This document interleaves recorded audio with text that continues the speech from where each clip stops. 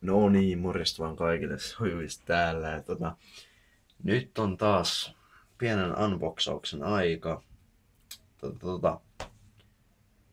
Eli meillä on tässä Microsoftin Sidewinder X4 näppäimistö, joka on nähtävästi pelien tarkkaan ohjaamiseen.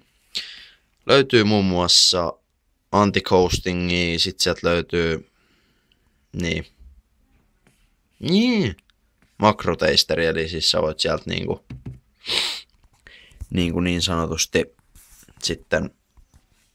sitten taustavalaista tämän jutun.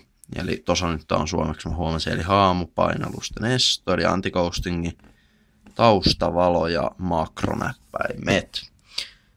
Ja Nordic Edition on vielä kyseessä.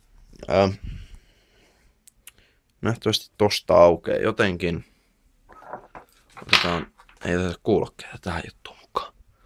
Kuulokkeet on hyvä peli juttu muuten, mutta ei tässä jutussa. Tässä jutussa kuulokkeet ei tarvita. Juhis viiltää sormeensa. Joo. Käännetään. Tarkkaa puuhaa. Ja tosiaankin ei ollut kovin kallis näppäimistö. Kaikki on aina silleen, että saakeli kun PC-kamat on kalliita, no niin onkin. Mutta sitten on, tiedättekö, semmonenkin juttu kuin kohtuulliset hinnat. Noin, menihän se sieltä vihdoinkin se teippi. Jep. Eli sitten on semmonen juttu kuin kohtuulliset hinnat. Eli niillä on aika paljon merkitystä siihen, että aivan miten se homma toimii. Mulla ei ole nimittäin mitään hajua, miten tää homma toimii, mutta varmaan tosta sit, jos nää jalat saa tonne sillä ja sä näette, että mulla on vihreät sukat, siniset sukat, niin toimiiko tämä? Toimiihan se kuin rasvattu. Ja pidetään tätä näppistä milläköhän tavalla. Näin sitten varmaankaan tonne päin, niin saadaan koko näppis pois. Ja sitten katsotaan, ettei sinne laatikkoon jäänyt mitään hirveän oleellista. Te ette sinne näe, mutta mä näen, että se on tyhjää täynnä.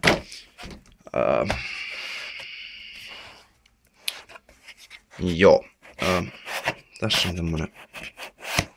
Tää on muuten hyvä, kun tää on musta, niin ei ainakaan niinku ole puutetta siitä, että te näkisitte jotain.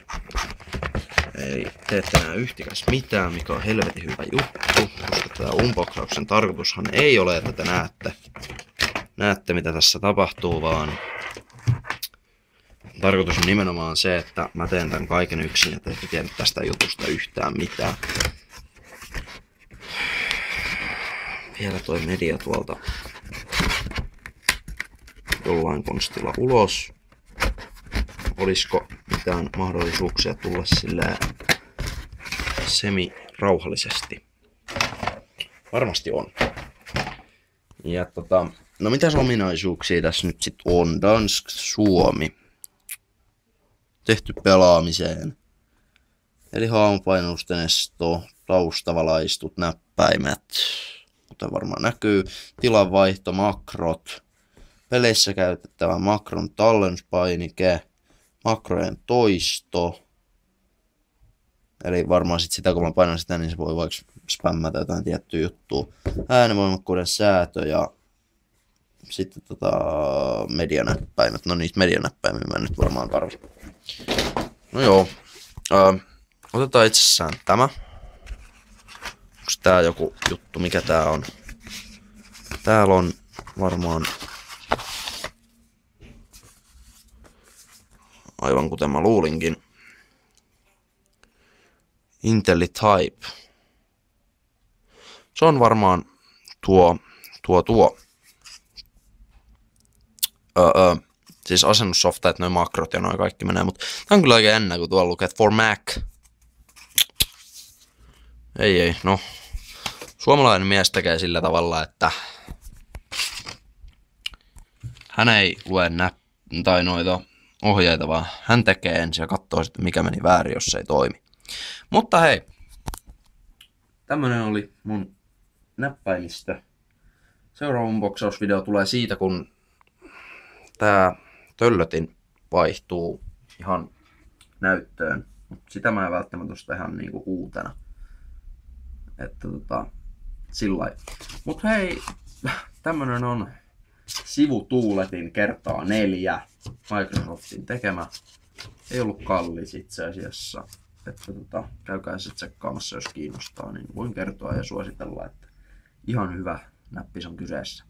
Mutta ei mulla muuta. Nähdään ensi videossa. Morjes!